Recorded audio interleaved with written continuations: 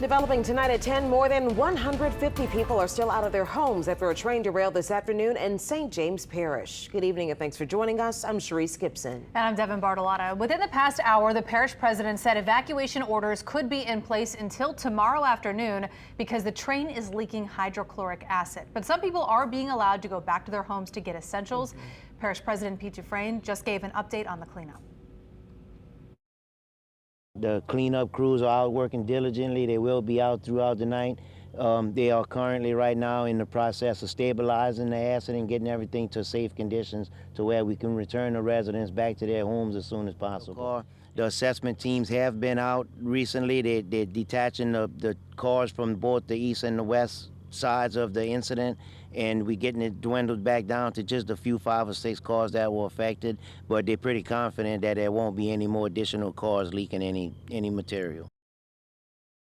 So come to your television screen right now and take a look at this map, and you can see that evacuation area is highlighted in red. So LA 44 is closed from Antioch Street to Reverend Dr. Samuel Jones. LA 642 from LA 44 to Sugar House Street fully closed. LA 44 west off of LA 3193 is open to residents only. So also all streets within the evacuation zone, they're also closed. So obviously some issues driving in that area. The parish says that they will more than likely stay closed until tomorrow morning. Yeah, Eleanor Tabone joins us live tonight from the scene, which is in Paulina. Eleanor, what can you tell us tonight? That's right, Devin and Sharice. As we heard earlier, about 200 people have now been evacuated out of Paulina after this rail car carriage started leaking its hydrochloric acid. Now, some of those evacuees have been sent to Gonzales to stay in hotels.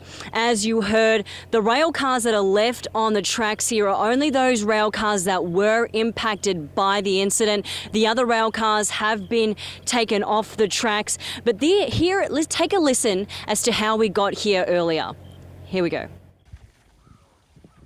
At 1:45 p.m, 6 Canadian National rail cars derailed in Paulina in St. James Parish. One of them, carrying 20,000 gallons of hydrochloric acid, started leaking. It's not like it's a small puncture. It's more like a rip underneath the belly of the car.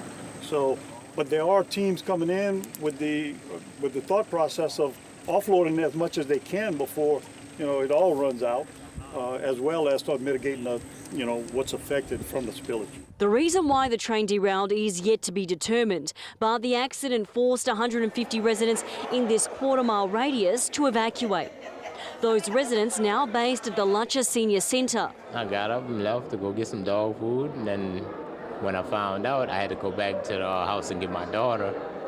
And I couldn't get back to get her, so I had to have a police to escort, bring her back to me. Hydrochloric acid is toxic and can cause irritation to the eyes and respiratory system. The Sheriff's Office says no injuries have been reported. My concerns are the people. Are they able to evacuate? Are the authorities able to clean this up and prevent people from getting sick? Environmentalists now concerned for the well-being of those who live by the railway lines. We need to crack down on all these plants and chemicals that's being transported through our parish.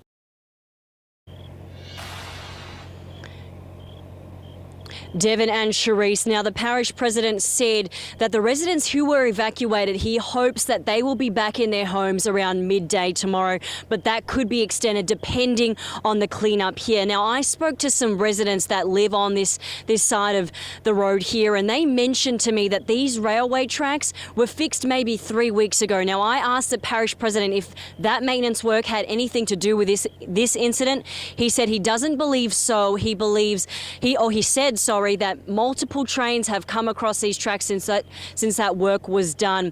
Now, the sheriff also told us that those evacuees who may have left any medication or any necessities at their homes, he said sheriff will escort them back to their properties to get that medication. Now, we also asked the sheriff if he's ever seen anything like this happen in St. James Parish, and he said the only time was back in 1992, so more than 30 years ago. But we will continue to keep you updated if there's any more updates. You can find them on the WWL-TV website, or you can download the app. Reporting live, Eleanor Tabone, Eyewitness News.